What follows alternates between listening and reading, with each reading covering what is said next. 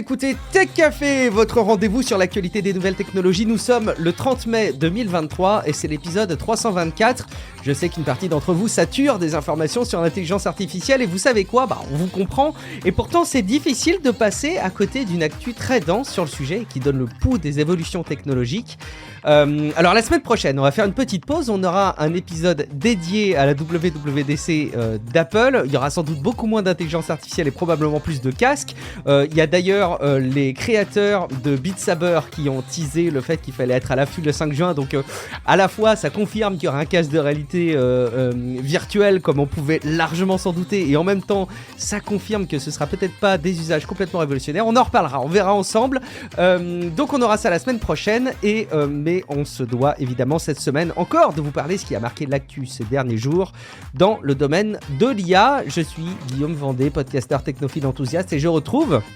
J'utilise cette fois le verbe à double titre parce qu'il était absent la semaine dernière. Je retrouve donc le responsable du conducteur de cet épisode, c'est Guillaume Poggiaspala. Salut Guillaume, comment vas-tu ? Eh ben ça va bien, c'est ma faute s'il y a beaucoup d'IA quand même dans le conducteur là, il y a beaucoup Non, d'IA. Si. Je suis pas d'accord, c'est de la faute de l'évolution technologique et honnêtement, on se l'était déjà dit tous les deux Guillaume, oui. c'est la faute à l'actu et puis on est là pour rendre service, nous, on ne fait que refléter ce qui se passe dans la tech, mais c'est vrai quand même que c'est beaucoup plus intéressant de parler de ce qui change dans ce domaine-là qui va à une vitesse folle plutôt que de parler des derniers smartphones. Évidemment, reste à l'affût s'il y a des choses incroyables à vous partager. Mais comptez sur nous. D'ailleurs, on parlera du Computex dans le supplément. Oui, absolument. Oui, écoutez, alors les suppléments sont parfois des manières de creuser encore plus d'IA ou au contraire de s'en écarter. Moi, je pense que le mieux, en tout cas, à faire, c'est de tout écouter. Vous écoutez les épisodes hebdo, vous écoutez les suppléments, comme ça, vous êtes calés. Un petit mot pour souligner que, alors il y a deux Florian Schwartz et Florian tout court, Sylvain Boulanger, Benjamin Daniel, Alain Dubois et Nicolas Bouazis qui font partie des personnes qui ont accepté ces dernières semaines de rejoindre la plateforme Patreon sur patreon.com/techcafé pour accepter de soutenir Tech Café financièrement et ils profitent en échange des épisodes sans la pub avec un flux qui leur est privé, qui leur est dédié. Vous le connaissez maintenant, le modèle c'est que Tech Café reste accessible gratuitement à tous et que si vous souhaitez nous soutenir et si vous souhaitez vous garantir la disponibilité de Tech Café à l'avenir, vous pouvez nous soutenir en échange de quelques euros par mois, patreon.com/techcafé. Et puis, vous pouvez également nous soutenir en soulignant à quel point vous appréciez Tech Café dans les avis Apple Podcast ou Podcast Addict. Comme par exemple l'a fait Itib Certified. Il a dit « Ne vous y trompez pas, ce podcast est bien là où il faut être pour découvrir, comprendre, mais également réfléchir aux enjeux de la technologie dans sa globalité. » Alors, on le voit souvent ça, mais je lui accorde encore une fois le crédit. Cet avis n'est pas rédigé par une quelconque intelligence artificielle, mais ça pourrait paraître le cas. Bon, c'est la meilleure manière de dire qu'on l'a fait. Tout est ici expliqué, décortiqué et analysé car les Guillaume ne s'arrêtent pas là où d'autres ne vont même pas. Que ce soit du hardware, du software, du malware, du tupperware, en passant par l'intelligence artificielle, des réseaux de neurones, des machines de jeu, voire des castors, tout y passe. Ce n'est pas que de la simple information, c'est un shoot, un trip, une extase de vulgarisation pour nous autres, appelés vulgairement geeks, juste parce qu'on sait débrancher et rebrancher une imprimante pour qu'elle fonctionne, mais qui ne connaissons rien au principe de fonctionnement d'un processeur ARM. Merci beaucoup à toi pour ton avis. Et puis on a eu d'autres interactions, notamment, alors un petit message, je voulais le souligner quand même, Florian, donc que je citais sur Patreon, qui a dit qu'il nous soutenait, mais aussi pour que j'ai une souris silencieuse. Alors je suis étonné parce que je m'étais équipé il y a de ça pas très très très longtemps maintenant, mais ça date quand même un peu d'une souris silencieuse. Attention, je vais faire quelques clics, vous me dites si vous l'entendez ? Même moi je l'entends pas, mais comme je suis sourd, je pense que j'ai peut-être des soucis. Allez, dites-moi en tout cas si le problème est corrigé. Et puis d'autres interactions. Il y a notamment Olivier qui disait Guillaume, et il parlait de Guillaume Poggiaspala, est passé un peu vite sur Android 14. Ce dernier devrait résoudre un des 3 problèmes majeurs de mon point de vue d'Android. Alors il nous envoie la source. Jusque-là, il fallait avoir le résultat de Don't Kill My App Benchmark pour se faire une idée de si on était face à un smartphone ou un feature phone. Aucun testeur ne donne cette info de manière automatique. Bon, vous irez regarder, mais ça concerne évidemment le fait de retirer les applications en arrière-plan Notamment du côté de Samsung. Bon, on pourra creuser, mais là aussi, vous l'aurez remarqué, c'est pas quelque chose qui changera probablement votre quotidien. Florian Schwartz, d'un point de vue réduction de l'empreinte carbone, je trouve ça très bien que Google aille chercher à supprimer les données inutiles à mon sens. Il le disait en réaction à l'épisode de la semaine dernière où on disait avec Cassim que Google visait à peut-être vous fermer vos comptes s'ils ont 2 ans d'inactivité. Bon, je pense aussi que ça tombe bien de la part de Google de faire de la réduction d'empreinte carbone par les temps qui courent et que ça leur fait aussi des économies. Donc après tout, c'est très bien comme ça. Et puis Carole, qui est une auditrice fidèle puisqu'elle réagit maintenant assez régulièrement. Elle nous avait sollicité à plusieurs reprises, tu te rappelles Guillaume ? Et elle dit là aussi pour l'épisode de la semaine dernière, moi je trouve qu'Instagram et la politique c'est pas si mal. Certaines personnalités politiques l'utilisent de façon assez intéressante et puissante et plus ou moins solennelle. Par exemple, Rishi Sunak est très pro, très actif, moins de texte, il en a quand même parfois mis en valeur via la vidéo ou les posts et des photos soigneusement choisies. Donc elle réagit au fait que Instagram pourrait arriver sous la proposition d'un mastodon-like dès cet été, donc un service concurrent à Twitter basé sur un fonctionnement décentralisé et Cassim réagissait sur le fait qu'il ne voyait pas les politiques aller sur une plateforme comme Instagram. Donc bon, elle confirme Carole comme je le pressentais qu'il y a déjà des politiques dessus et que après tout pourquoi pas. Et puis elle réagissait aussi à Giphy qui est obligé d'être vendu par Meta pour des raisons juridiques et pour des clauses de concurrence. Et on s'interrogeait un petit peu sur le rôle de Giphy et l'apport que ça pouvait avoir. Et elle disait, Carole, concernant Giphy, il y a un usage utile pour les marques, créer des stickers avec leur logo, leurs produits, leurs slogans utilisables en story Instagram et ça rapporte pas mal de visibilité. Alors je la challengeais un petit peu, je lui disais mais vraiment est-ce que ça apporte de la visibilité ? Et elle m'a répondu, elle m'a dit, pour l'avoir testé pour une marque qui débutait sur Instagram, je peux te confirmer que ça s'est avéré vraiment très intéressant en termes de notoriété et de visibilité. Elle donne pas des chiffres, mais c'est les conclusions qu'elle en a tirées. La nouvelle fonctionnalité sur Instagram qui permet désormais de répondre avec un GIF me laisse penser que quelqu'un chez Meta y croyait encore peut-être un peu, sans compter la fonctionnalité TikTok sticker vidéo qui ressemble beaucoup à un GIF. Donc merci en tout cas pour ces éclairages, Carole. Et puis c'est intéressant d'avoir un petit peu ce recul sur ces usages. Moi je pensais que le GIF c'était un petit peu passé de mode maintenant, qu'il y avait eu la 2e mode, qu'on attendrait la 3e. On verra si la 3e mode des GIFs arrive. Et dernière interaction, je vous promets, après je vous libère avec toutes les infos que nous a collecté Guillaume Poggiaspala. C'est une remarque de Loïc qui nous écoute depuis le Congo, qui nous interpelle sur les panneaux publicitaires 3D qu'on voit un peu buzzer de temps en temps sur les réseaux sociaux. C'est vrai qu'il y a d'ailleurs Mika qui en avait partagé pas mal, il y en avait eu pas mal de partagés sur le serveur Discord de Tech Café, et c'est des publicités qui arrivent systématiquement en coin de rue et qui sont sur d'immenses écrans, et c'est vrai que c'est assez bluffant les premières fois où on les voit, on a vraiment l'impression que ça sort du cadre.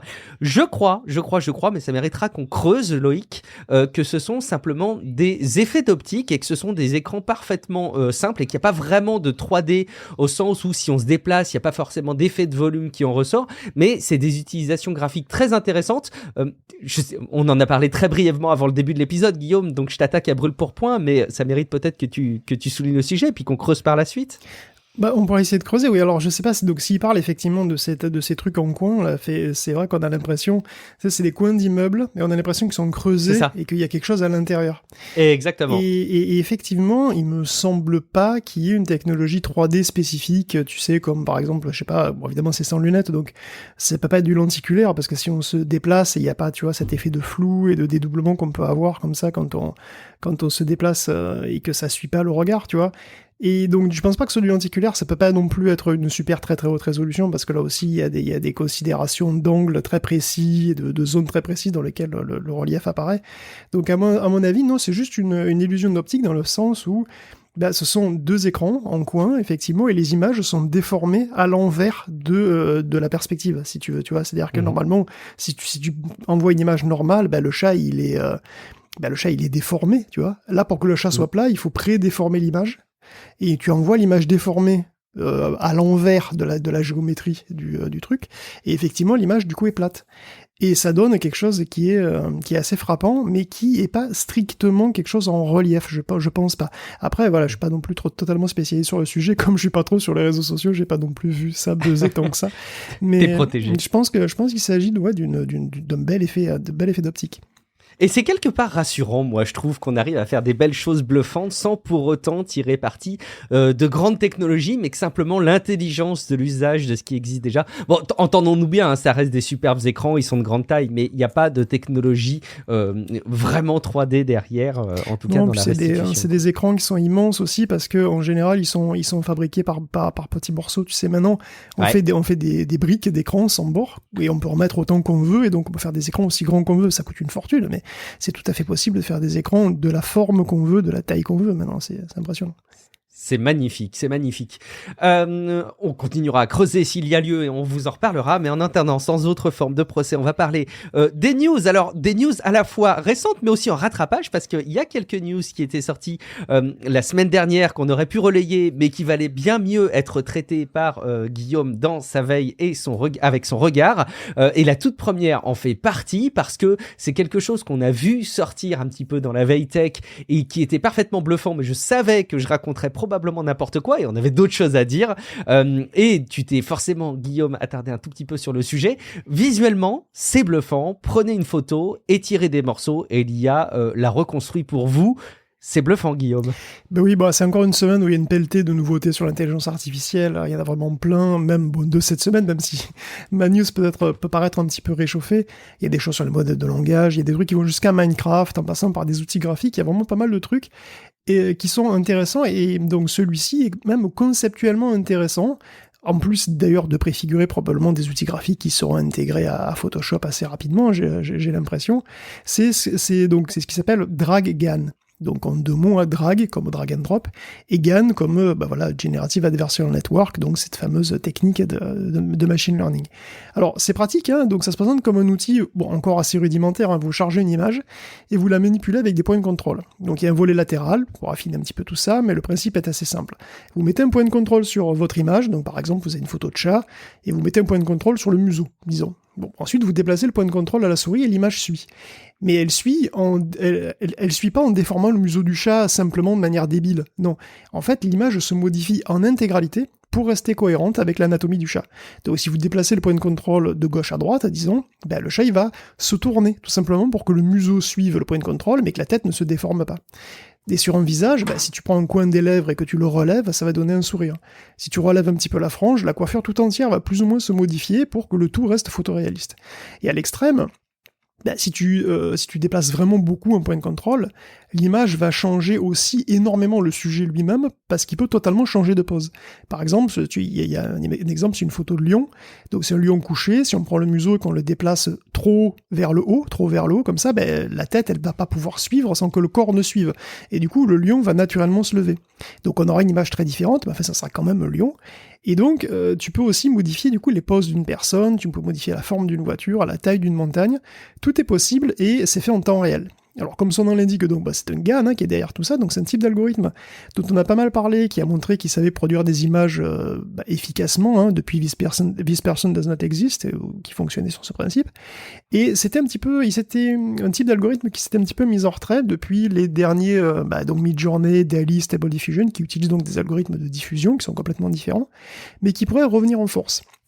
En fait, ils sont assez rapides. Et on peut tout à fait imaginer, ce genre de fonction, Photoshop, ça pourrait être absolument évident, tu vois, d'intégrer ce genre de truc dans Photoshop. Il y a des choses qui sont extrêmement compliquées à faire avec un Photoshop standard, à faire à la main, et ça devient totalement immédiat, quoi. Alors évidemment, ça peut encore susciter des inquiétudes, les inquiétudes habituelles, je dirais maintenant, sur la fiabilité des images qu'on voit, et l'infox, etc., puisque la modification devient triviale, quoi, vraiment. Mais ça, on commence à avoir l'habitude, si j'ose dire. Il y a un autre truc, moi, qui m'intéresse beaucoup avec DragGAN, que je trouve vraiment fascinant avec cet outil, c'est que c'est une illustration directe dans la manière dont les IA, enfin en tout cas ce modèle d'IA-là, se représentent les images. Donc de comment elles sont représentées dans leur espace mental. Je dis ça, c'est pour illustrer quand je dis espace mental. En fait, c'est un espace mathématique, tu vois. Comme on parle d'intelligence artificielle, on se dit, c'est comment elle se le représente, quoi. Donc cet espace mathématique, on voit bien avec DragGAN à quel point il est structuré. Il est ultra bien structuré. À une occasion, je me souviens, j'avais parlé de Stable Diffusion, et j'avais évoqué que les images pour une IA spécialisée là-dedans, elles étaient représentées comme des vecteurs, comme des points, si tu veux, dans un espace mathématique abstrait, mais que c'était pas fait n'importe comment. Cet espace était structuré en lieux au sens géométrique, c'est-à-dire que pour regrouper les choses sont plus ou moins proches les unes des autres, c'est un sens géométrique, et que ces regroupements, ils se faisaient par choses qui étaient reliées. Par exemple, des lions, les images de lions étaient toutes ensemble, les images de voitures étaient toutes ensemble, les images de tractopelles étaient toutes ensemble. Et on peut intuitivement se dire que dans cet espace, on a des clusters, des regroupements par type de truc. Un bloc avec voilà toutes les images de Lyon, et c'est assez éloigné, c'est même très éloigné des images de Game Boy, probablement. Et par contre, entre les Game Boy et les Lyon, il y a peut-être les loutres, tu vois, c'est peut-être un peu entre les deux, etc. Et avec Dragan, on voit que c'est encore mieux que ça. Parce qu'en fait, ces concepts-là, sont carrément des surfaces sur lesquelles on peut glisser. Alors les matheux appellent ça des variétés, juste parce que ce sont des surfaces avec plein de dimensions, voilà, et pas seulement deux, mais bon, le principe c'est un peu le même. Sur une surface, voilà, n'importe quoi, vous pensez à une selle de cheval bien lisse comme ça, c'est une surface bien lisse, je peux passer continuellement d'un endroit à un autre endroit, au sommet de la selle, je peux descendre comme ça, je peux glisser dessus, surtout s'il y a de la sueur de fesses sur la selle, je peux glisser très très bien, ça glisse bien.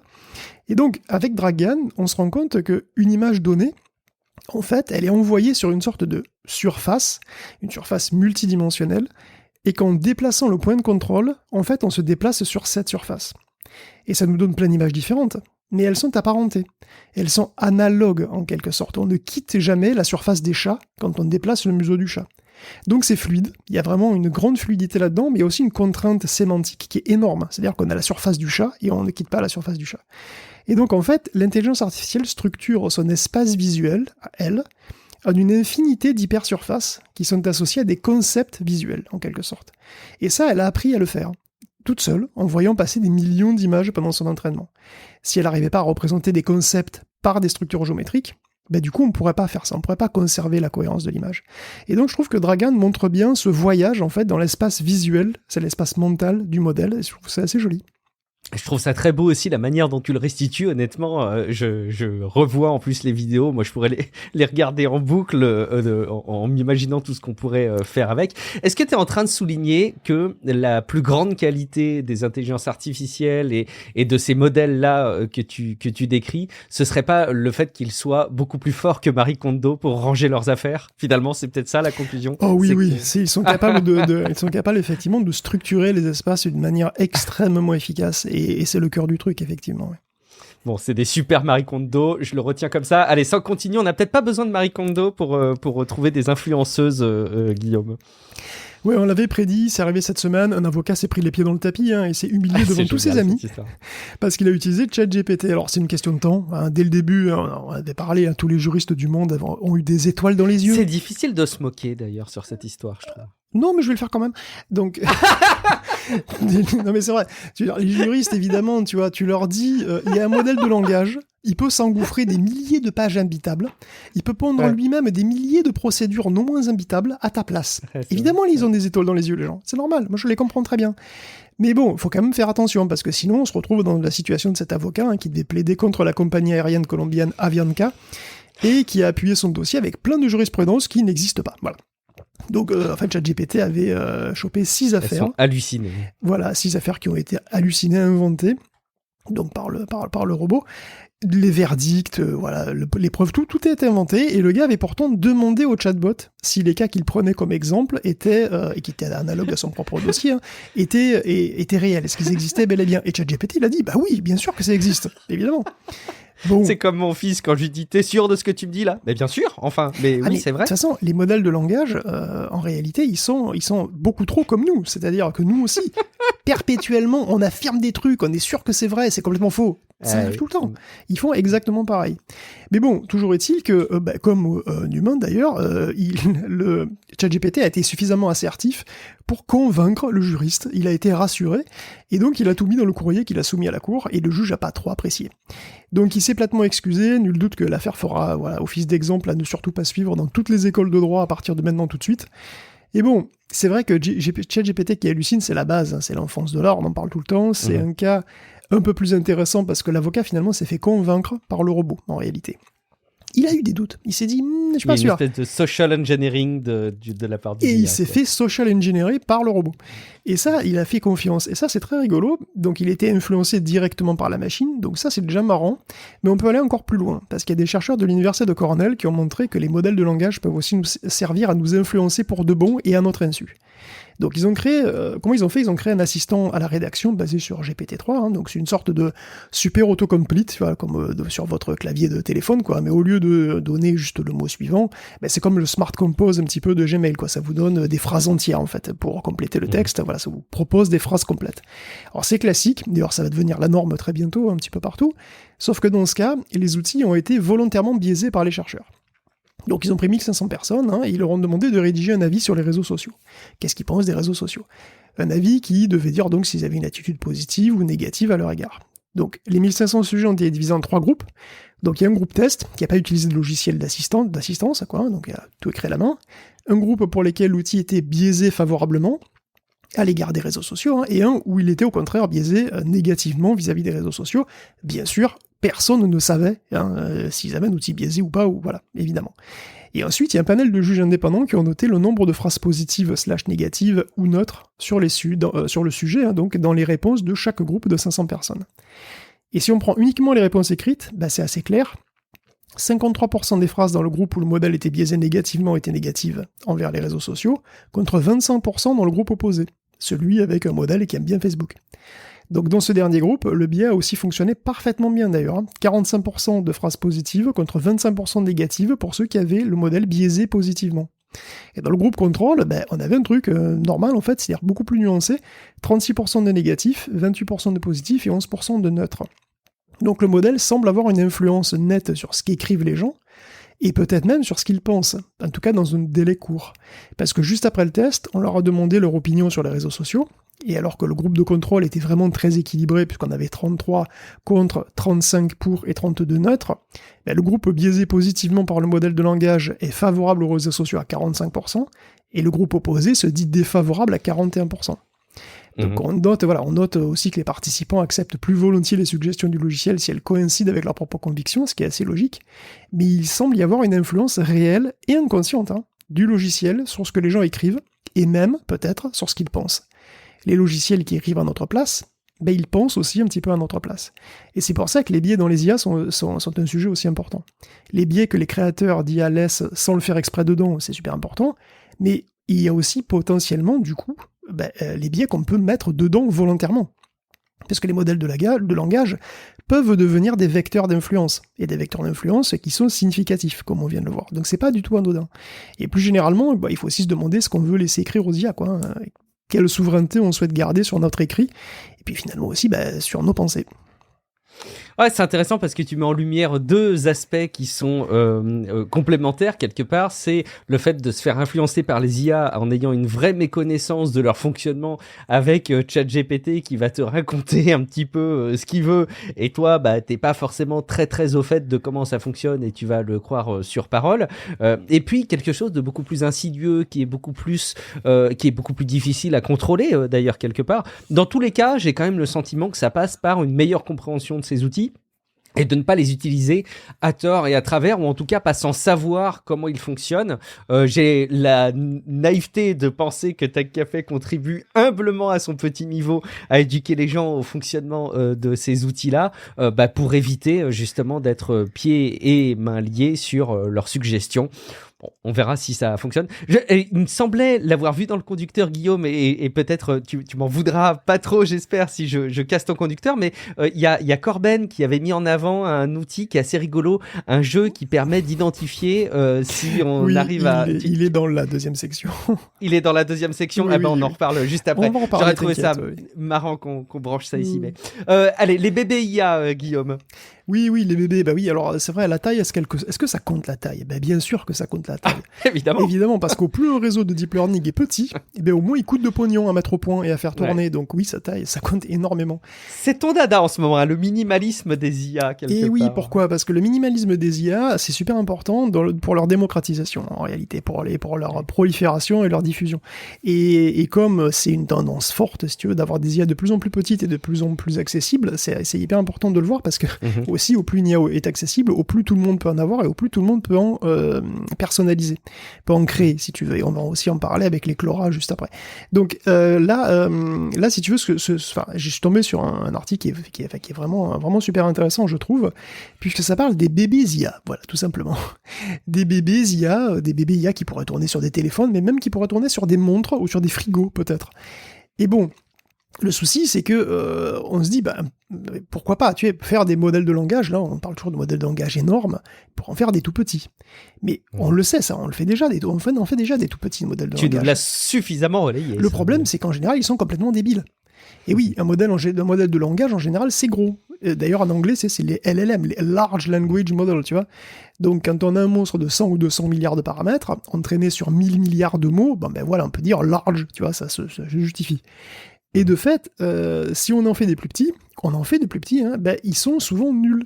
En fait, en dessous de 6 milliards de paramètres, les modèles deviennent rapidement débiles, au point de même ne plus savoir aligner deux phrases. Quand on passe en dessous des 100-150 millions de paramètres, c'est à peine s'ils savent faire des phrases. D'où la question que se sont posés les chercheurs de Microsoft, à quel point on peut réduire la taille d'un modèle de langage qui soit quand même capable d'écrire correctement. Et la réponse, en fait, est assez simple. Comment on fait pour faire ça ? Pour faire des bébés IA, il faut les faire parler comme des bébés, littéralement.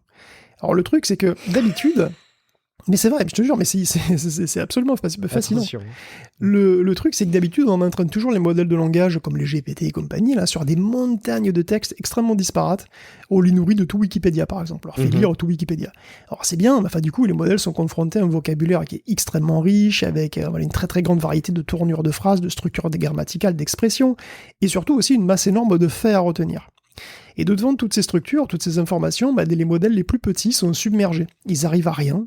Et en fait, il faut atteindre plusieurs milliards de paramètres pour que ça commence à être efficace, pour que ça commence à se connecter et que les trucs deviennent utiles.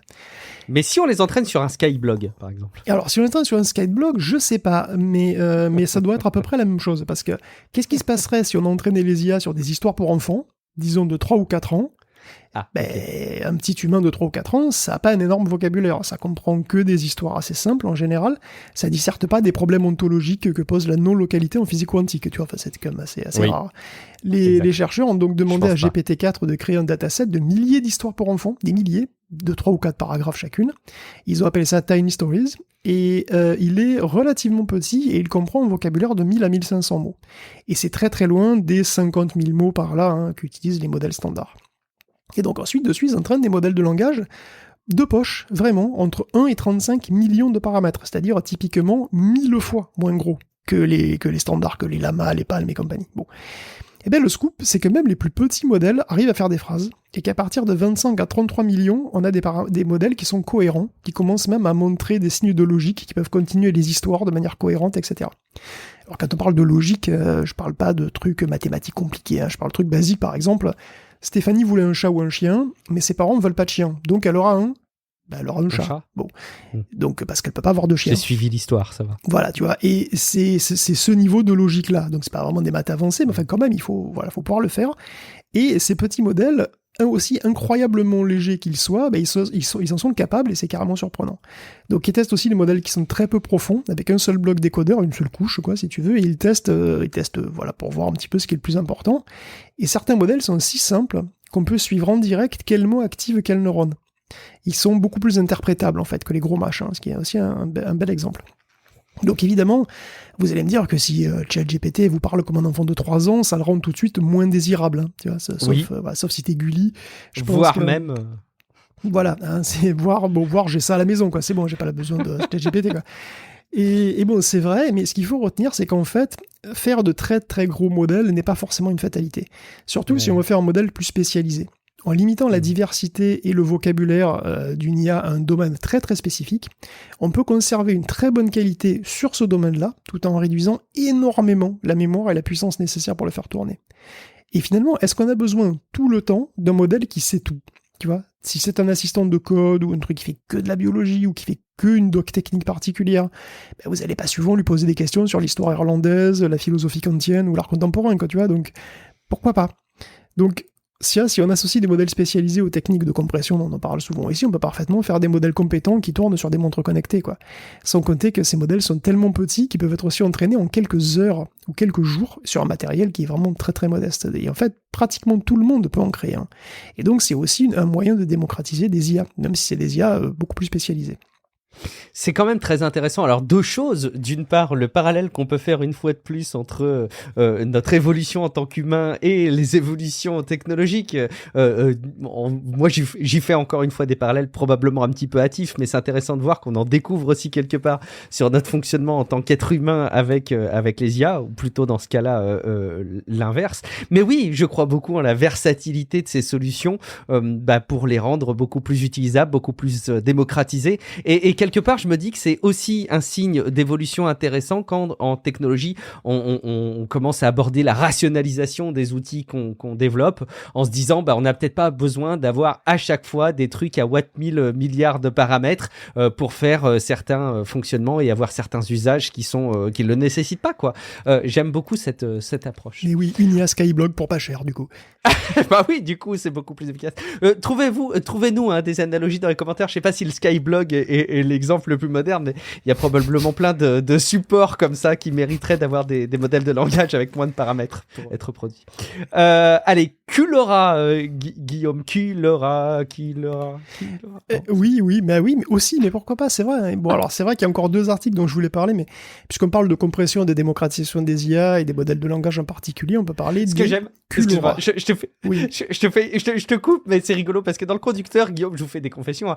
Mais Guillaume, maintenant, de plus en plus, je me rends compte, il m'envoie carrément des liens sur GitHub. Je trouve ça génial. Et en fait, quelque part, c'est intéressant parce que c'est la donnée la plus brute et la plus proche d'un outil que Guillaume veut partager et relayer. Et quelque part aussi, il faut reconnaître qu'à chaque fois, les pages GitHub sont extrêmement bien documentées maintenant. Il y a évidemment comment s'en servir et comment l'installer, mais il y a la présentation de l'outil et ça suffit. J'aime bien quand tu mets des liens GitHub dans le conducteur, Guillaume. Voilà, je mets des liens de l'archive et des GitHub. Ouais, je pense que là, on a passé un cap.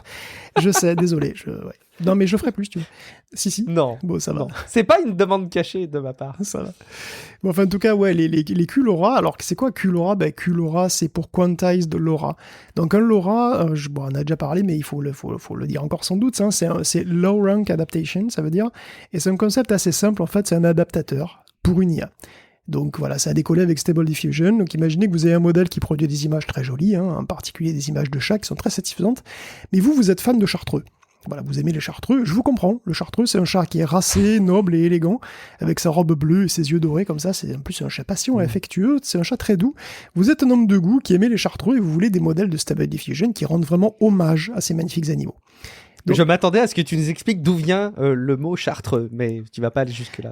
Alors, c'est probablement parce que ça a été fait par des moines à Chartres ou un truc comme ça, mais j'ai pas vérifié pour le coup.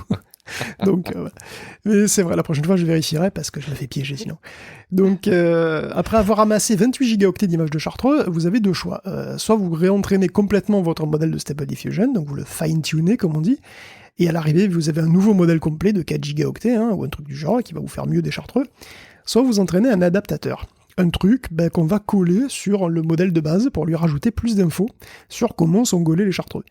Un adaptateur, c'est ça, c'est un LoRa. Donc c'est plus petit, ça prend moins de puissance à créer un petit peu, et puis on peut en mettre plusieurs pour avoir des scènes magnifiques, par exemple, avec à la fois des chartreux et des Maine Coon. Vous mettez un LoRa chartreux, puis un LoRa Maine Coon, et votre modèle, il va comme ça, pouvoir utiliser les deux. Alors l'idée dans LoRa, c'est qu'au lieu de stocker tous les nouveaux poids du modèle, parce que vous avez un gros modèle, il y a plein de poids, plein de trucs à régler, donc vous le stockez, ça fait beaucoup de trucs. Ce qu'on va faire, c'est qu'on va pas stocker les nouveaux poids une fois que vous avez réentraîné le modèle avec vos chartreux, on va juste prendre la différence, c'est-à-dire les mises à jour. C'est ce qu'il faut pour mettre à jour les poids d'origine, et on va regarder que la mise à jour. Alors vous me direz que ça fait autant de nombres. Oui, c'est vrai, ça fait autant de nombres, puisque je dois modifier tous les poids, j'ai les modifications de tous les poids, ça fait autant de nombres. Mais en fait, il se trouve que tous ces nombres, finalement, c'est quoi ? C'est des brouettes de matrices. Et que ces matrices-là, mathématiquement, elles sont dites de rang faible. Alors, sans rentrer dans les détails, ça veut dire qu'on peut les décomposer en produits de matrices qui, elles, sont beaucoup plus petites. Et ça, sans perdre énormément d'informations. Du coup, je retiens qu'on peut les compresser intelligemment, quoi. Voilà, c'est ça, on peut les compresser en perdant pas beaucoup de trucs. Et du coup, si on ne stocke que ces petites matrices, ça prend énormément moins de place. Et du coup, ça explique aussi le nom, parce que Low Rank Adaptator, c'est-à-dire adaptateur de rang faible. Donc les LoRa facilitent surtout et démocratisent la personnalisation des modèles d'IA, et ils sont arrivés aussi il n'y a pas longtemps sur les modèles de langage. Dans le monde des modèles de langage, on a désormais des LoRa. On peut par exemple faire un LoRa pour permettre à un lama de mieux parler français. Et oui, je réalise que si vous n'avez jamais écouté un Tech Café avant, c'est une phrase qui est vraiment très bizarre. Un LoRa pour permettre au lama de parler français. Mais bon, voilà, comme peut-être tout le reste de la chronique en fait. Mais bon, toujours est-il que d'autre part, les modèles de langage se sont démocratisés aussi donc grâce à la compression, donc à la quantization, qui permet en particulier de faire tourner tout ça sur des PC modestes, c'est-à-dire d'utiliser des précisions qui sont extrêmement faibles et donc d'utiliser énormément moins de données et aussi de puissance de calcul, faire tourner le truc. Et donc, le mariage de la compression et de la personnalisation des modèles de langage est arrivé la semaine dernière avec QLoRa, qui permet de créer des LoRa, donc un adaptateur, directement en utilisant un modèle compressé. Donc concrètement, ça veut juste dire que vous pouvez personnaliser votre modèle en utilisant 4 fois moins de mémoire qu'avant. Et c'est quand même beaucoup, parce qu'on en est arrivé au point où quelqu'un qui a une carte graphique haut de gamme, mais mainstream, genre une 3090 ou une 4090, peut se personnaliser un modèle de langage aussi puissant que Bard, ou pas loin, chez lui, tranquille. Donc, c'est vraiment un pas de plus vers la prolifération de modèles qui vont se retrouver un petit peu partout, et d'ailleurs c'est déjà le cas, quand on regarde un petit peu sur Reddit et tout ça, il y a une profusion de modèles customisés qui sont basés sur Llama, sur GPTJ, sur StableLM, de Vicuna à Guanaco, en passant par Samantha ou Chronos. C'est déjà dingue. D'ailleurs, il y en a un qui fait beaucoup rire la communauté francophone, parce qu'il s'appelle Bez. Et oui, il s'appelle Bez, et il y a 2 versions en plus, donc t'as Bez et Bez V2. Voilà, bon, en fait, c'est du chinois, mais bon, voilà, nous, ça nous fait marrer. Merci Guillaume pour cette review. On retient une fois de plus là aussi une proposition en matière de démocratisation quelque part de ces outils avec des cartes graphiques mainstream. On continue et on va clôturer cette rubrique sur les éléments de langage, Guillaume, qui vont bientôt pouvoir se diffuser. Ouh, tu me vends du rêve. Ouais, donc je vais essayer Au passage, excuse-moi, j'ai fait mon fact-checking tout à l'heure. Selon la légende, la race s'appelle Chartreux car celle-ci habitait dans les monastères avec les moines chartreux et servait à chasser les rats en ces temps où la peste bubonique faisait des ravages à travers l'Europe. Je cite un extrait de la page Wikipédia. Bien vu, Guillaume. Eh bien, écoute, merci, j'ai échappé belle. Donc, je vais essayer d'aller un petit peu plus vite sur ce sujet-là de la diffusion, parce que c'est pas non plus complètement évident que ça devienne la norme à l'avenir, mais bon, c'est quand même possible. Et en fait, l'idée, c'est potentiellement accélérer la génération de texte, en adoptant une approche qui est aussi conceptuellement assez marrante, parce que c'est généré tous les mots à la fois. Alors, on l'a dit plein de fois, mais bon. Que fait ChatGPT et tous ses copains, Claude et compagnie? On se donne un prompt, c'est-à-dire un bout de texte, un bout de phrase, et le modèle donne les probabilités de mots qui suivent ce prompt. Ensuite, on en choisit un, on le rajoute au prompt, et puis on fait rebelote. On prédit le mot qui suit, donc il suit le mot d'après celui qu'on a mis, et ainsi de suite. Donc la génération de texte, elle se fait un mot à la fois, séquentiellement. Donc on peut accélérer et paralyser plein de choses dans les énormes masses de calcul qui sont faites entre les mots, mais pas la génération des mots eux-mêmes qui viennent les uns après les autres. Or, dans la famille des IA génératives, il y a aussi les générateurs d'images, et eux, ils marchent pas du tout pareil. Stable Diffusion, il crée pas un pixel après l'autre, pas du tout. En fait, il part d'un endroit dans son espace mental, comme on disait tout à l'heure, oui. Son espace mental des images, là, et donc un endroit qui correspond au prompt, il prend une image qui est aléatoire, et après, qui représente rien de spécial, et après, pas à pas, il va appliquer un algorithme qui va transformer ça en une image qui représente ce qu'on veut. Tous les pixels sont transformés à la fois, et chaque pas à pas, l'image va converger vers ce qu'on veut. Enfin, converger, c'est un mot un peu fort, mais de toute façon. L'idée, c'est d'adapter ce processus dit de diffusion à la génération de texte. Donc, ce qu'on va faire, c'est on va se prendre notre fenêtre de contexte, donc c'est-à-dire les 2000 mots, voilà, notre texte généré va faire au max 2000 mots, bon voilà, c'est toujours comme ça avec les transformers. On va dire que c'est 2000 mots, donc on va mettre notre prompt dedans, donc il y a, 15 mots, et puis après, les 2000 autres, ils sont, on sait pas, il faut les rajouter.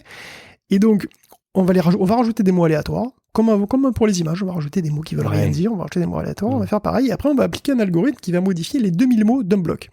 Il va les modifier un coup, 2 coups, 3 coups, et il va le faire plusieurs fois jusqu'à ce que ça converge vers un texte cohérent avec le prompt, et qui soit évidemment d'une probabilité élevée, donc qu'il soit cohérent, quoi. Et en fait, c'est les chercheurs chinois qui ont fait ça. Et en fait, on se rend compte qu'ils utilisent des samplers comme sous Stable Diffusion. Donc, si vous avez déjà utilisé Stable Diffusion, ils utilisent des DIM, par exemple, comme samplers pour générer du texte.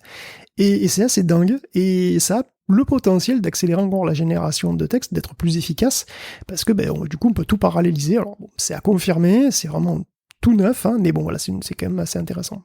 C'est rigolo de voir le parallèle. Je voudrais être sûr de bien comprendre la restitution, parce qu'effectivement aujourd'hui on met un prompt et puis on a du texte qui se compose mot à mot, on va dire, au fur et à mesure. Dans les images, c'est plutôt des étapes successives qui effectivement par entièreté de l'image évoluent pour arriver au résultat final. Là, c'est quoi? C'est des paragraphes de texte entiers qui veulent rien dire et petit à petit les mots se changent. Oui, tout à fait. Au début, c'est même pas forcément des mots d'ailleurs, c'est pas des symboles, des lettres, des trucs chinois. Et puis au fur et à mesure, ça se précise, ça converge vers des choses qui sont plus probables avec le prof, tu vois, compte tenu du prompt et de leur propre position en fait, hein. Et donc petit à petit le texte se forme. Alors évidemment il y a une infinité de textes possibles, mais de toute façon il y a une infinité de textes possibles puisque on choisit le mot le plus probable, mais il y en a plein en fait. Et la plupart du temps, si on prend, je sais pas, par exemple les 40 mots les plus probables, t'es forcé d'en choisir un. Et tu le choisis en fonction de la température et de divers paramètres. Ce qui veut dire qu'il y a de toute façon une infinité de textes qui complètent ton prompt. Et là aussi, il y a une infinité de textes qui va compléter ce prompt et qu'on va par contre trouver d'un bloc, d'emblée. Donc on va trouver une solution, il y en a plein d'autres, hein. On peut refaire le truc, mais comme sur Stable Diffusion. Sur Stable Diffusion, tu mets un prompt, tu cliques une fois, ça te fait une image, tu cliques une autre fois, ça te fait une autre image, etc., tu vois. Ce qui est marrant, c'est que probablement qu'on peut gagner en réactivité au global, mais j'ai quand même l'impression que l'expérience utilisateur serait pas la même. Tu vois, aujourd'hui, quand tu discutes avec un chat GPT, t'as la génération de texte qui se fait mot à mot, t'as l'impression qu'il y a quelqu'un qui est en train d'écrire face à toi, et c'est comme ça quelque part. Enfin, c'est dans cet ordre-là que fonctionne la machine. C'est pas toujours les mêmes. Par exemple, admettons qu'on veuille ça pour un personnage de jeu vidéo. Pour un personnage de jeu vidéo, c'est beaucoup mieux d'avoir tout ce que le NPC va te dire d'emblée, tu vois. Parce que si t'as un mot qui arrive, deux mots qui arrivent, le mot d'après, il met un petit peu plus de temps parce que le serveur est occupé. Non, c'est chiant. Tu vois, c'est mieux d'avoir directement le mot d'emblée, très rapidement, et puis de pouvoir, tu vois. Parfois, c'est mieux d'avoir la totalité de la génération d'un coup. Ça dépend des besoins. Très intéressant et très visuel finalement. Allez, on conclut cette rubrique. Tu voulais te pencher sur le cas des Émirats Arabes Unis, Guillaume. Et oui, on termine ce tour d'horizon des modèles de langage avec un nouveau venu après les lamas. Ce sont les faucons qui arrivent. Et ils viennent des Émirats Arabes Unis. Ces faucons, voilà, quand on vous dit que tout le monde s'y met et veut le sien, le Technology Innovation Institute d'Abu Dhabi publie ces modèles Falcon. Donc c'est Falcon 40, 7.5 et 1,3B. C'est en open source. Il y a une version 180B qui est en préparation. Donc, le B, ça veut dire billion, donc toujours, c'est 180 milliards de paramètres.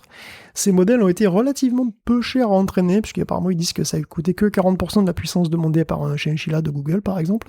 Donc, c'est des modèles qui sont libres et utilisables à des fins de recherche et à des fins commerciales, à la différence des modèles de Meta, mais seulement si tu fais un chiffre d'affaires de moins d'$1 million. Après, c'est 10% de royalty qui va à Abu Dhabi. Donc, c'est pas génial, on est loin de l'open source complet, mais bon, on va dire que c'est un progrès. En tout cas, ça pourrait ringardiser les lamas à terme, parce qu'en termes de performance, on verra à l'usage, mais dans les premiers tests, Falcon 40B truste les premières places. Ça veut dire qu'il serait supérieur au lama 65B, donc ça veut dire qu'il est supérieur au plus gros lama, tout en étant 40% plus petit, et parce que 40 milliards de paramètres, c'est gros, mais c'est presque gérable sur un PC mainstream moderne. Et là, on atteint des niveaux de performance qui doivent être vraiment très proches de GPT 3.5 pour de vrai. Donc c'est encore quand même une nouvelle significative pour les IA open source. Ça continue et il va en pleuvoir partout où il sera possible d'en créer. Merci beaucoup Guillaume pour cette chronique sur les éléments de langage. Alors on va continuer très très directement avec ces intelligences artificielles, mais on change quand même un petit peu de rubrique d'un point de vue symbolique pour classer les choses éditorialement parlant, avec pour commencer deux membres de nos fameux GAMAM ou GAFAM, je sais plus comment on doit les appeler, mais Meta qui a créé une IA qui se veut être l'espèce de tour de Babel du langage, et Microsoft qui veut faire son beurre au barat. Ça me fait toujours rire, Guillaume. Oui, Whisper est détrôné parce qu'il y a un modèle d'OpenAI. Whisper est détrôné parce que ce modèle d'OpenAI était spécialisé dans la transcription de texte. Voilà, on en a parlé plusieurs fois, il est assez connu, et donc il comprenait environ une centaine de langues, plus ou moins bien. Le français le comprenait d'ailleurs plutôt bien, il le comprend plutôt bien. Mais Meta vient de présenter une nouvelle version de son modèle super polyglotte qui comprend 1 millier de langues. Donc c'est dans le cadre du projet Massively Multilingual Speech, qui vise à permettre la transcription et la traduction et la synthèse de vocales pour idéalement toutes les langues du monde. Alors en l'état, le système identifie 4000 langues, mais il est à l'aise qu'avec 1107, qui peut aussi synthétiser et retranscrire, et c'est déjà pas mal. Alors pour ça, il a fallu trouver assez d'échantillons parlés pour 1000 langues, c'est énorme, hein. Et la solution trouvée est assez inattendue parce que Meta utilisait la Bible. Tout simplement. Alors la Bible, c'est un texte qui est assez connu et dont les passages ont été lus dans énormément de langues, qui leur a permis de récolter à peu près 32 heures de voix par langue en moyenne. Donc on arrive aux 4000 langues en rajoutant des passages audio uniquement, sans transcription. Alors, 32 heures c'est bien, mais c'est pas suffisant. Donc Meta a dû améliorer la représentation de la voix, sous-entendu l'espace mathématique du modèle, on en revient encore là, ils ont utilisé 500 000 heures de voix de manière non supervisée pour améliorer justement cette structuration. Donc effectivement, ranger bien les choses, c'est très très important. Voilà, Marie Kondo avait raison. Donc en gros, le modèle s'améliore tout seul en écoutant un max de voix, et donc il repère tout seul le maximum de points communs entre les langues, et au final, après on lui donne 32 heures de données annotées, de manière très soigneuse, et ça suffit pour faire une transcription potable. Donc sur les 54 langues maîtrisées par tous les modèles, hein, ils ont fait des tests, donc ils ont pris un tronc commun, si tu veux, de 54 langues. Donc MMS, donc Massively Multilingual Speech, hein, il est presque 2,5 fois plus précis que Whisper, sachant qu'il est énormément plus général. Donc c'est quand même une performance, sachant que tout ça est en open source et téléchargeable. Et donc, oui, vous pouvez aller carrément télécharger ces modèles-là, c'est assez fou. Et si vous vous demandez à quoi peut servir un modèle super polyglotte, Microsoft, le gouvernement indien et donc d'autres assos, montrent un cas d'usage très concret qui s'appelle Jugalbandi. Alors l'Inde, c'est un pays compliqué, hein. Donc, en tout cas pour moi, à plein de points de vue, mais c'est aussi compliqué au niveau linguistique. Puisqu'il y a à peine 11% des Indiens qui maîtrisent bien l'anglais, il y en a 57% qui sont parfaitement confortables en hindi, mais ça laisse quand même pas beaucoup de gens qui parlent plein d'autres trucs en fait. Donc il y a plein de langues, il y a plein de dialectes, il y a aussi plein de provinces et plein de procédures administratives qui dépendent de l'endroit, etc. Alors toutes ces infos sont sur Internet, mais il faut lire le hindi ou l'anglais. Alors c'est pour ça qu'avec Microsoft, les assos OpenAI, c'est OpenNYAI, alors je pense que c'est pas la même, soit c'est une faute de frappe, soit c'est, je sais pas en fait, mais bon, c'est marqué comme ça dans l'article, donc vous verrez. Donc il y a OpenAI, et AI for Bharat ont créé un chatbot. Alors Bharat, ça veut dire Inde en fait, hein, c'est comme ça qu'on désigne l'Inde. Que les Indiens désignent l'Inde. Donc voilà, donc AI for Bharat ont créé un chatbot, et ce chatbot s'appelle Jugalbandi, et il parle 10 langues. Et donc sans aucune connaissance informatique, directement dans leur langue d'usage, hein, voilà, les gens peuvent poser des questions sur 170 programmes d'aide gouvernementaux, ils peuvent avoir des réponses, n'importe qui peut se renseigner, tu peux savoir quelles sont les pièces à fournir, et tu peux même t'inscrire sur un programme en discutant simplement avec Juju, voilà, avec Juju le chatbot. Et c'est quand même déjà utile, quoi, et c'est encore le début, hein, mais c'est vraiment... C'est un genre d'initiative, si tu veux, qui fait partie d'une grande stratégie numérique indienne. On peut mettre ça en rapport avec Aadhaar, le service d'identité biométrique, et le système de paiement unifié dont on avait parlé aussi dans un supplément, hein. Et plus généralement, ces services IA vont venir enrichir, je pense, ce qu'on appelle la pile logicielle indienne. Donc on avait parlé, hein, c'est cette pile logicielle qui permet de créer comme ça des services administratifs numériques, hein, qui sont toutes clés en main, et que le pays veut exporter à l'international et qui intéresse déjà pas mal d'autres nations qui n'ont pas forcément envie de dépendre trop de l'Occident. Et c'est assez rigolo de voir Microsoft essayer de s'insérer là-dedans, donc via le chatbot, via l'intelligence artificielle, pour essayer probablement d'intégrer la pile indienne. Alors je sais pas exactement comment ça va marcher, mais c'est intéressant. L'Inde, au passage, c'est un sujet qui est discuté là dans le dernier épisode de Niptech, je crois, un podcast sur la tech. On leur fait un coucou.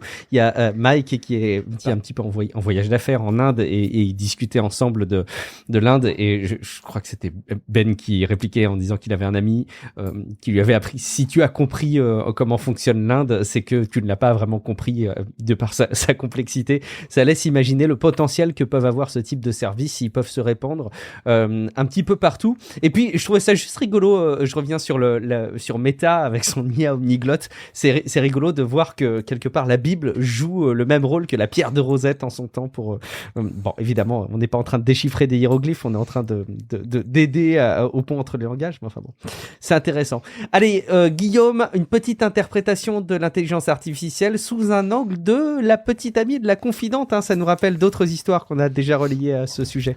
Ouais, enfin, Karine Marjorie, tu connais toi ? Non, pas du tout. Non, moi non plus, jamais entendu parler. C'est une influenceuse Snapchat de 23 ans, sans doute sur un peu tous les réseaux aussi d'ailleurs. Et c'est une jeune femme, ma foi, fort attrayante, si j'en crois les photos, et fort intelligente, si on en croit sa dernière initiative, puisqu'elle a créé un chatbot d'elle-même, avec lequel on peut discuter pour $1 par minute. Amourant a fait exactement la même chose d'ailleurs. Mais c'est du génie, voilà, parce que Karine aurait déjà gagné $100 000 alors que ce truc existe que depuis une grosse semaine. Et c'est qu'un début. Son chatbot, Karine AI, donc a été créé sur le modèle de Forever Voices, un bot Telegram qui permet de chatter avec des célébrités, avec des chatbots de célébrités bien sûr, pas des vrais. Et donc évidemment, on pense aussi, comme tu disais, à Replica ou à Character AI, qui permettent de discuter avec une multitude de personnages fictifs, historiques ou personnalisés, que tu peux créer toi-même bien sûr. Donc des chatbots qui sont parfois payants, auxquels certains s'attachent d'ailleurs. Bon, celui de Karine est assez unique par son prix exorbitant, je pense. Enfin, on regarde ce que ça offre, j'imagine. Mais ce qui est marrant, c'est que finalement, les interactions avec les streamers, par exemple, sont déjà ultra artificielles. Donc, comme le fait remarquer Lucie Ronfou sur Numérama, les gros influenceuses, ils sous-traitent en grande partie ce truc-là, ces interactions. Donc, elle cite le cas d'une autrice qui s'appelle Elisa McClamb, qui était embauchée pour répondre aux messages privés des stars d'OnlyFans, de grosses stars d'OnlyFans. Donc ce que fait Karine finalement, c'est juste remplacer un auteur par un chatbot. Mais de manière explicite, donc du coup c'est visible. Est-ce que c'est même pas plus honnête ? Tu vois, la relation est artificielle et finalement on cherche pas à le cacher. Bon, du coup, pourquoi est-ce que tu payes $1 la minute ? Moi perso, je n'ai aucune idée, mais bon. Karine se vante d'avoir déjà 15 000 petits amis, donc ça convient à pas mal de monde, ça va faire une grosse Saint-Valentin ça. Et du coup, 15 000 petits amis, remarque, si aucun n'est lui-même un chatbot. Parce que va faire la différence. C'est d'ailleurs de plus en plus difficile. Et donc, effectivement, si vous voulez vous amuser, essayez donc Human or Not. Ça transforme le test de Turing en un jeu en ligne. Donc, en gros, vous avez 2 minutes chrono et vous devez deviner si vous parlez à un humain ou à une IA. Donc, perso, mon premier test a été facile puisque mon interlocuteur m'a dit « Je suis dans ton cul ». Tu parles d'une discussion de merde. Donc lui, clairement, c'était un humain, il n'y a pas trop de soucis. J'en ai fait une demi-douzaine, et la seule que j'ai pris pour une IA, c'était une discussion polie et normale avec un Asiatique très sympa. C'était tellement étrange, une discussion polie et normale, que j'y ai pas cru. Et je pense que c'est un peu triste, franchement. Mais bon, allez, c'est vrai que 2 minutes, de toute façon, c'est beaucoup trop court, je trouve. Ouais, c'est un peu court pour juger de quelque chose. Peut-être qu'après, c'est trop facile. Moi, je me suis amusé un petit peu à ce jeu. Alors, je tombé beaucoup sur des IA, moi de mon côté, beaucoup de bots, mais ça peut être assez surprenant. Faites l'exercice et vous allez voir, vous pourriez vous-même être surpris, et quelque part ça fait réfléchir effectivement au rapport à l'autre, à la crédibilité, à l'authenticité, bref, à tout ce que tu as déjà souligné quelque part. Et TikTok veut aussi tirer son épingle du jeu, Guillaume. Bon, de toute façon, les chatbots ont le vent en poupe. Après l'atroce IA violette de Snapchat, TikTok prévoit son propre robot qui s'appellera Taco. Pour l'instant, c'est une expérimentation sur un panel test aux Philippines. Il pourra répondre à toutes les questions, à discuter, avec les mêmes soucis que tous les autres, bien entendu, pour halluciner. Donc, il faudra voir sur pièce si ce truc est juste marginalement plus utile que MyAI, mais bon. De toute façon, le chatbot, c'est le futur. Karine l'a bien compris, on a bien vu ça, mais la NEDA aussi. Alors, la NEDA, c'est quoi ? La NEDA, c'est la National Eating Disorders Association, qui est donc une association américaine contre les troubles alimentaires, qui a déjà une hotline pour tous ceux qui veulent avoir de l'aide sur ces sujets, quoi. Donc ils sont pas nombreux, ils sont 8 salariés dans l'assaut, mais il y a environ 200 bénévoles. Et comme partout, j'ai l'impression que le personnel permanent, hors superviseur, apparemment, comme partout, se plaint d'être en sous-effectif et d'être surchargé de travail. Ils ont demandé donc des embauches pour avoir du renfort, et ça a été refusé, et du coup 4 d'entre eux se sont syndiqués. 4 jours après, ils ont été licenciés, et la NEDA a déployé un chatbot qui s'appelle Tessa. Donc les bénélogues ont été réaffectés de l'interaction directe, si tu veux, avec les patients, au test du chatbot. Et Tessa n'est même pas vraiment une intelligence artificielle en plus. C'est un chatbot ancienne mode, si tu veux. Mis au point par l'université de Washington, elle n'a qu'un nombre limité de réponses, elle est très balisée. Bon, c'est compréhensible, vu le sujet, il vaut mieux pas qu'elle parte en why. Mais bon, Tessa a été testé sur plein de monde, c'est peut-être un logiciel compétent, mais comment dire, on peut s'interroger sur la pertinence de remplacer un contact humain par un chatbot, de base en plus, pour des gens en détresse psychologique, au point d'avoir des troubles alimentaires quand même. Donc Tessa dit d'emblée que c'est un logiciel. Remarque, un logiciel peut pas juger, alors je sais pas, est-ce que certaines personnes sont plus à l'aise, j'en sais rien. En tout cas, les impacts sur l'emploi, semblent arriver très vite, manifestement, et dans tous les domaines. Sur Numérama, il y a aussi l'interview de Patrick Cuban, qui est une voix off très célèbre de Canal+, et RTL, qui montre clairement qu'il y a une inquiétude très nette, et sans doute justifiée, sur la pérennité du métier de doubleur, en fait. La coalition internationale United Voice Artists lance même un appel à ne pas voler leur voix, je cite. Certains artistes ayant signé des contrats d'ailleurs d'enregistrement à des fins de recherche avec des startups, mais voilà, l'objectif de ces recherches de ces startups, c'est créer un modèle commercial au bout. Et donc les artistes entraînent en fait des algorithmes qui vont les remplacer. Et c'est sans doute les accords de licence des voix d'acteurs, tu vois, et très vieux ou morts aussi qui interpellent, tu vois, par exemple celle de Dark Vador, des artistes qui peuvent doubler éternellement les mêmes personnages au détriment de gens, quoi, de nouveaux entrants, etc., etc. Et c'est difficile de se dire qu'est-ce qu'on devrait faire et qu'est-ce qu'on devrait pas faire. On sent bien qu'il y a un problème qui se pose et on aimerait y apporter une réponse facile. Ce sera vraisemblablement impossible de proposer une réponse facile. L'idée d'apporter de la transparence et quand un contenu est généré par une intelligence artificielle, déjà le dire, mais c'est forcément très très loin d'être suffisant. On a parlé un petit peu, c'était notamment des propos avancés par Bruno Le Maire. On en a parlé dans le dernier épisode, en tout cas dans l'hebdo de la semaine dernière. Bon, justement, Guillaume, on va se poser de plus en plus la question, on a déjà commencé, mais ça va continuer plus que jamais, de la régulation des intelligences artificielles, Guillaume. Oui, parce qu'il y a de plus en plus d'appels comme ça, où attention, c'est dangereux, ça peut nous éradiquer, etc. Encore aujourd'hui, donc cet appel, je sais pas si tu l'as vu passer là. Et bon, pourtant, une AGI, une IA de niveau humain, c'est pas franchement gagné, mais bon, effectivement, ça devient une possibilité, on va dire. Mais Elon Musk ou Sam Altman disent carrément que c'est peut-être pour demain, en tout cas avant 2030, dans cette décennie, quoi. Moi, je mettrais pas ma main à couper là-dessus, non plus. Enfin, qui sait. Et d'ailleurs... Mais c'est moins formel que peut-être il y a un an, quoi. Il y a un an, tu disais, arrêtez vos conneries. Là, tu diras, ouais, peut-être pas.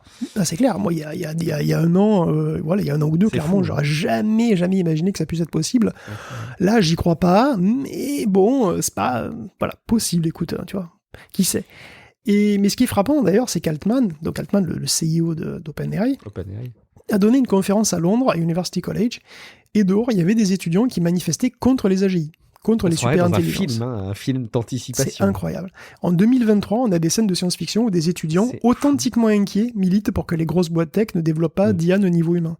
C'est ahurissant. C'est ahurissant et ça déplace aussi un peu le problème dans le futur quand même, Parce que les IA posent déjà des problèmes bien concrets aujourd'hui, on en parle à longueur d'épisode, donc voilà, mais donc cette espèce de menace hypothétique future, c'est une manière aussi de déplacer le truc. En fait, Altman fait une véritable tournée de rockstar un petit peu partout, en parlant d'AGI tout le temps. Il parle tout le temps, il parle constamment de super-intelligence, d'AGI, d'IA qui pourrait mal tourner dans le futur. OpenAI fait continuellement de la pub pour sa technologie, en fait. C'est ça qu'il fait. Attends, vous vous rendez compte ? On manipule des entités tellement puissantes qu'elles pourraient devenir plus intelligentes que nous. On est sur le point de créer un dieu numérique, frère. Tu t'imagines ? Bon. Et c'est vraiment ça qu'ils disent en vrai.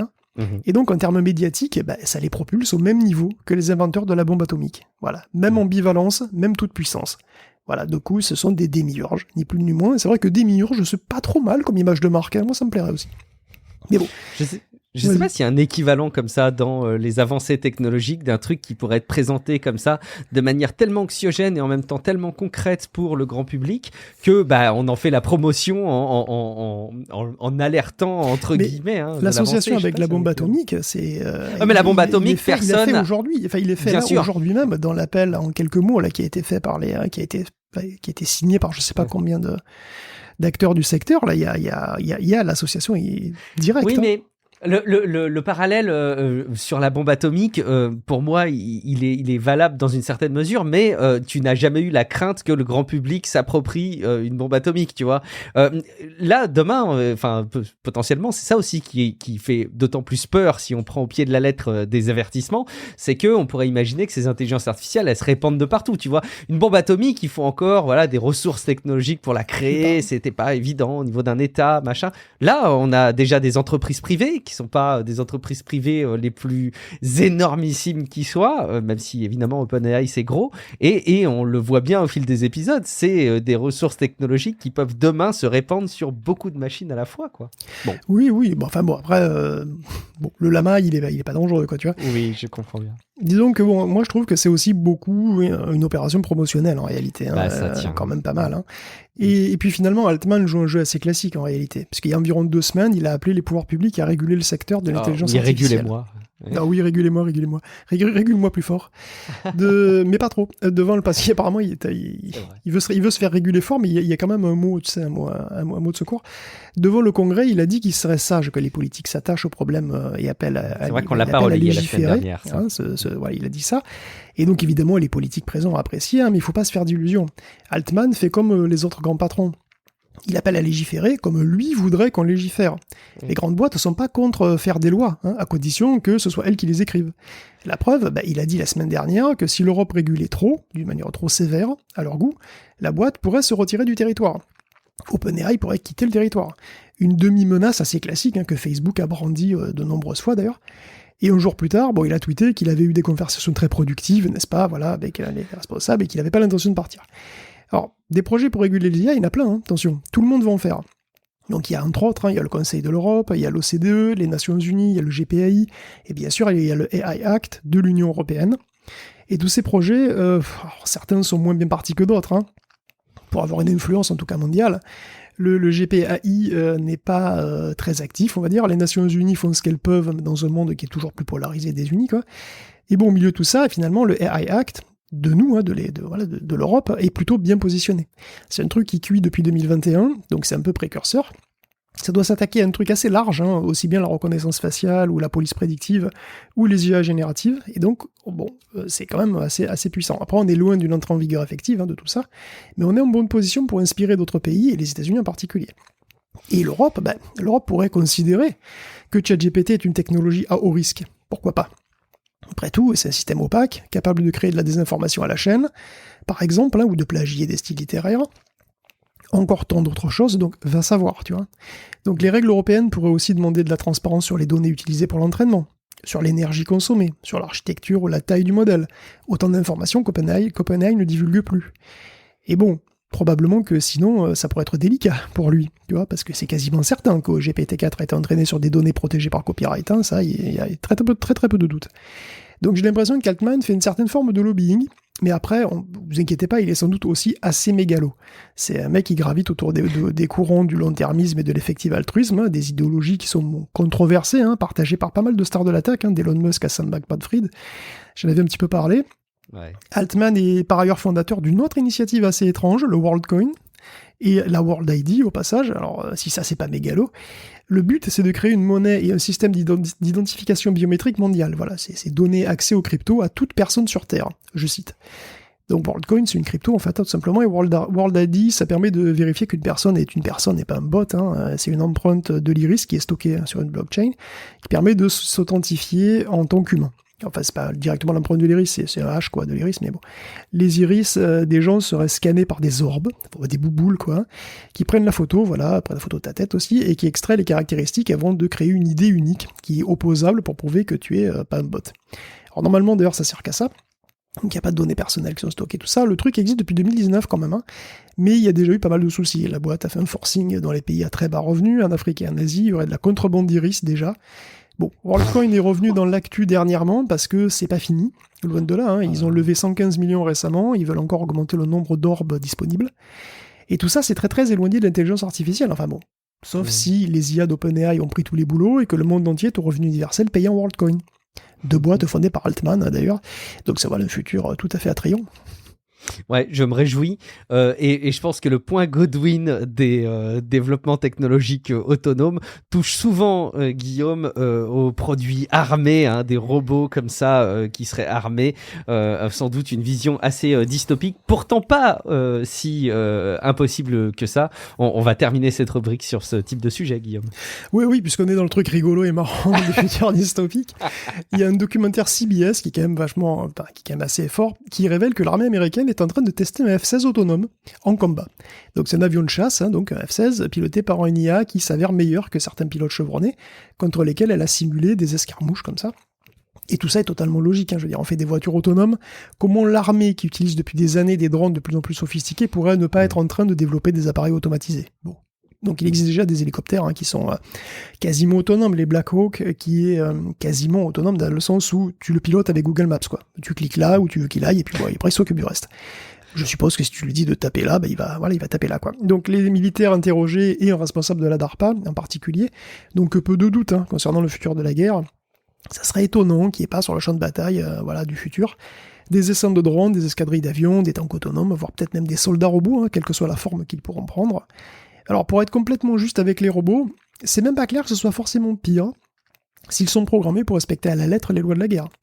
C'est ce que dit un ranger interviewé d'ailleurs, il dit les soldats sont émotifs, ils fatiguent. Et puis quand on voit ce que font certaines troupes de soldats humains encore récemment, quand même, on se demande si les robots feraient pas limite moins peur. Tu vois. Bon, après, il faut pas voir tout en noir. Sam Altman, encore lui, est certain que pour tous les périls que l'IA pourrait nous faire courir, elle nous rapportera encore largement plus de choses bénéfiques. Et ça, bizarrement, j'ai envie d'y croire. Faites la guerre proprement, faites-la avec des robots. Merci Guillaume, on conclut donc cette section de news. On va conclure cet épisode avec une section jeux vidéo dans laquelle malgré tout vont encore s'immiscer un peu les modèles de langage. Et oui, on a du mal à s'en détacher, mais ils arrivent même à jouer à Minecraft, Guillaume. Mais oui, on est sauvés. GPT-4 et ses descendants ne pourront pas éradiquer la race humaine parce qu'ils n'auront pas le temps, puisqu'ils seront occupés à jouer à Minecraft. Et pas mal en plus. Donc j'en ai trouvé 2 en fait de bots, il y a un encore aujourd'hui. Donc il y en a un qui s'appelle Voyager. Donc, c'est un bot Minecraft, alors je sais il y en a des kilos, mais Voyager est particulier parce qu'il utilise GPT-4 pour son raisonnement. Donc il dispose d'aptitudes qu'il apprend au fur et à mesure, il a un objectif qui est de survivre et d'explorer au maximum. Et en plus il établit des sous-objectifs en fonction de ce qu'il a autour de lui, quoi. Et bon, il maintient son inventaire à jour, il est conscient de son environnement, il crée des prompts en permanence pour GPT-4 qui doit déduire quoi faire et créer un code pour le faire. Un code qui est envoyé à Voyager, qu'il exécute, qui met à jour tout ça, la situation, etc. Et bien sûr, ça peut rater, évidemment. Ça rate même assez souvent. GPT-4 décide de faire une connerie, ok, ça marche pas, le code n'est pas bon, ok, mais c'est pas grave. Parce qu'on reprompte, on réessaye, on avance comme ça, et en fait on va assez loin. Le bot couvre spontanément des surfaces qui sont assez grandes dans le jeu. Il construit une base, il construit des objets assez sophistiqués, donc il construit des longues vues, il construit un épée en diamant, il construit tout ce qu'il y a entre les deux d'ailleurs, il se débrouille, il se met même à pêcher, il construit un portail vers le Nether, il chasse le cochon, on dirait moi quoi. Et tout n'est pas parfait, il met du temps à réagir, il prompte énormément, donc si vous voulez l'essayer, parce que oui c'est un open source, ça va bouffer votre forfait OpenAI, donc faites gaffe. Mais bon, parfois il rentre dans une boucle infinie, mais c'est quand même marrant de voir GPT-4 jouer à Minecraft, parce que finalement c'est quand même encore lui derrière. Et comment il fait GPT-4, comment c'est possible, c'est pas très étonnant en fait. Oui, GPT-4 sait comment jouer à Minecraft, parce que GPT-4, il a été entraîné en lisant à peu près tout Internet. Or, Minecraft, c'est à peu près 50% de l'Internet, je crois. J'exagère à peine. Le jeu existe depuis plus de 10 ans, il y a plus de 100 millions de joueurs, peut-être même encore beaucoup plus actifs aujourd'hui. Il doit exister des milliers et des milliers de wikis là-dessus, donc oui, évidemment, GPT-4 sait comment faire une longue vue ou une canne à pêche dans Minecraft, ça je pense qu'il n'y a pas de problème. Alors je dis GPT-4, en fait, c'est carrément des modèles de langage au sens large, pourvu qu'ils soient suffisamment sophistiqués. Et donc, comme je disais, aujourd'hui même, je suis tombé sur un autre article du même style qui s'appelle Ghost in the Minecraft, qui fait à peu près la même chose. Donc, c'est un agent Minecraft qui est piloté par un modèle de langage et qui peut crafter à peu près la totalité des objets du jeu, planifier à long terme, etc., etc. C'est vraiment impressionnant à voir. C'est intéressant aussi de voir le terrain d'expérimentation de Minecraft, que peut représenter Minecraft, mais ce n'est plus à démontrer. Il y a eu une conférence, Guillaume, du côté de Sony, qui a annoncé des petites nouveautés. Oui, c'était le PlayStation Showcase, donc on a vu quelques jeux, et voilà, et que des nouveautés, Resident Evil 4, Metal Gear Solid 3, Spider-Man 2, Assassin's Creed, ou Marathon, que du neuf. Non, je suis un peu taquin, j'ai volontairement mis toutes les licences à Blockbuster un petit peu à la fois comme ça. Mais il y avait des jeux indés vraiment cool, comme Neva par exemple, du créateur de Gris, qui a l'air vraiment très beau. Neva, c'est une femme avec une épée entourée d'esprits de la forêt, on dirait, c'est assez classieux. Puis il y avait aussi Sword of the Sea, qui fait énormément penser à Journey. Et c'est pas un hasard, puisque c'est le directeur artistique de Journey et Abzu qui est derrière. Et en fait, les deux m'ont marqué, Journey et Abzu, et donc Sword of the Sea, ça a l'air absolument magnifique, et donc ça m'intéresse éventuellement, en tout cas. Bon, voilà, il y a eu des trucs comme assez intriguants aussi, mais bon, le plus marquant côté matos, on va pas se mentir, c'était quand même l'officialisation de la Project Q de Sony. Donc la nouvelle non-console portable de Sony, parce que la manière la plus simple, et pour l'instant la plus correcte de la décrire, c'est la mablette de la PlayStation 5. Parce que la PlayStation 5, c'est le nouvel Wii U, figurez-vous. Parce que la Q, c'est une tablette de 8 pouces avec 2 moitiés de DualSense scotchées de chaque côté, comme ça, qui stream un jeu PlayStation 5 en Wi-Fi, et puis c'est tout. Voilà. Alors pour le moment, c'est un peu court, et c'est Project Q comme question, n'est-ce pas, mon cher Guillaume? Et la principale question, évidemment, c'est à quel prix? Parce que si l'appareil ne sert vraiment qu'à ça, il faudra vraiment que ce soit pas cher. Parce que je rappelle qu'on peut streamer la PlayStation 5 avec n'importe quoi, à peu près. Hein, un téléphone, n'importe quel ordinateur, le Steam Deck, tout ce que tu veux.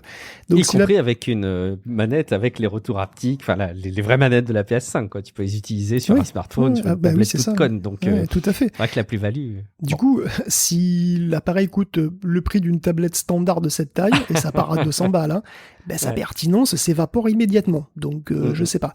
Après, voilà, on se demande aussi quelle sera son autonomie, quels autres services elle pourrait rendre, donc à voir. Mais pour le moment, je dirais pourquoi pas, ou peut-être pourquoi, en fait, je sais pas trop. On est tellement persuadé que ce sera trop cher que ça douche immédiatement tout espoir de trouver ça intéressant. On leur laisse en tout cas le bénéfice du doute. Pour l'instant, là, accessoirement, je trouve ça très moche, moi. Je sais pas, simplement les manettes comme ça découpées en deux avec la tablette, c'est très laid. C'est pas grave. Et puis, les GPU milieu de gamme qui sont dans les rayons, Guillaume. Et qui vont y rester sans doute, parce que le moins qu'on puisse dire, c'est que les GPU milieu de gamme sont pas très enthousiasmants, ni chez AMD, ni chez Nvidia. Donc c'est les 4060 Ti, les RX 7600 qui se positionnent respectivement à 399 et 269 $. Alors pour éviter de citer une montagne de benchmark, on peut résumer en disant que si vous avez une carte de la génération précédente, surtout ne les achetez pas. Parce que, il n'y a pas de raison, quoi. La 4060 Ti affiche des performances qui sont très proches d'une 3070, parfois elles sont dangereusement proches même d'une 3060 Ti. Dans de rares cas, elle est même en dessous. Et la 7600, elle est systématiquement nettement en dessous d'une 3060 Ti. Et bon, franchement, le gap de performance avec le milieu de gamme de la génération précédente est vraiment très faible. C'est même d'ailleurs peut-être du jamais vu.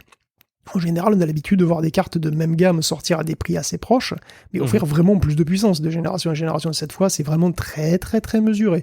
Alors, il y a bien l'avantage de la consommation et du DLSS 3. Enfin, c'est vraiment trop faible pour motiver un changement si tu as déjà une carte de niveau 3060 Ti ou approchant, quoi. Je vois pas pourquoi est-ce que tu achètes un autre truc. Si vous avez une carte plus ancienne, génération 1000 ou à la limite 2000, 2060 et antérieure, à l'extrême limite, mais il faut voir ce que vous pouvez avoir d'occasion aussi. Sachant que de toute façon, c'est des cartes qui vont pas durer longtemps en termes, parce que elles ont que 8 Go de RAM, ça commence à faire vraiment très juste, et même en 1440p, ça commence à faire vraiment très juste. Et la 4060, elle a un bus mémoire de 128 bits. 128 bits, c'est un bus d'entrée de gamme. C'est un bus de 1050, c'est pas un bus de 4060, c'est pas vrai. Donc en gros, et encore, c'est vraiment une mesure économique qui... Alors, la carte se débrouille plutôt bien pour un truc avec 128 bits de bande passante, mais bon, on va pas se faire d'illusions, c'est pas un truc qui va durer très très longtemps, quoi. Aujourd'hui, vous pouvez jouer en... c'est difficile de jouer, vous pouvez pas jouer en ultra aux jeux modernes, on va dire.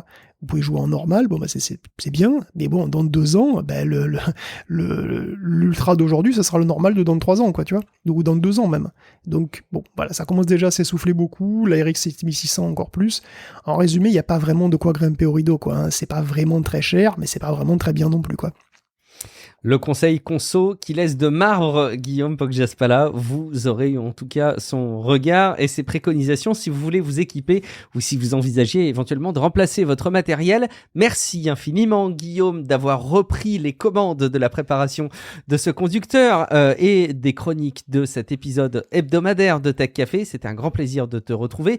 On vous invite bien évidemment à vous abonner à Tech Café si c'est pas déjà fait parce qu'il y a un épisode supplément qui arrive. On va continuer à parler d'Elon Musk, de Twitter, un petit peu de régulation, etc. Donc, restez abonnés. Il y a un petit peu moins d'intelligence artificielle que dans cet épisode hebdomadaire. Si jamais vous l'avez pas écouté, je vous invite aussi à écouter un épisode que j'ai diffusé la semaine dernière au moment où on enregistre là présentement cet épisode dédié à l'open data, assez intéressant avec l'Unédic. On a abordé un sujet que moi je pensais maîtriser, mais que je maîtrisais finalement très très mal, et on a un petit peu expliquer les vertus à avoir une démarche open data. Et puis, de manière générale, n'hésitez pas, évidemment, à venir déposer un avis sur les apps de podcast, Apple Podcast, sur Podcast Addict, et à envisager un soutien sur patreon.com/techcafé si jamais vous avez le sentiment d'être informé et tout cela dans un format qui soit plutôt cool, plutôt divertissant et plutôt agréable à entendre. Je vous invite évidemment à considérer une participation à la hauteur de vos possibilité. Rendez-vous sur techcafé.fr pour déposer un commentaire, sur techcafé.fr/Discord pour le serveur Discord, et également peut-être à titre individuel. Allez, Guillaume, par exemple, si on voulait te retrouver sur Internet, où est-ce qu'on pourrait te retrouver ? Moi, je pense qu'on va me retrouver en train d'essayer de faire un clora d'un petit lama pour pouvoir créer un chatbot de moi-même. Parce que franchement, $1 par minute, ça vaut le coup quand même. Honnêtement, je serais prêt à y consacrer quelques dollars pour tester, Guillaume, compte sur moi. Ça me ferait plaisir. Je suis pas garanti de m'y abonner toute l'année non plus parce que je t'entends suffisamment, mais peut-être oui. quand même. Même trop. Merci. Non, certainement pas. Merci beaucoup, Guillaume, pour la préparation de cet épisode et le temps passé. Je suis Guillaume Vendée. Vous me retrouvez sur guillaumevendée.fr et dans un prochain épisode de Tech Café. Ciao à toutes et à tous. Ciao à tous.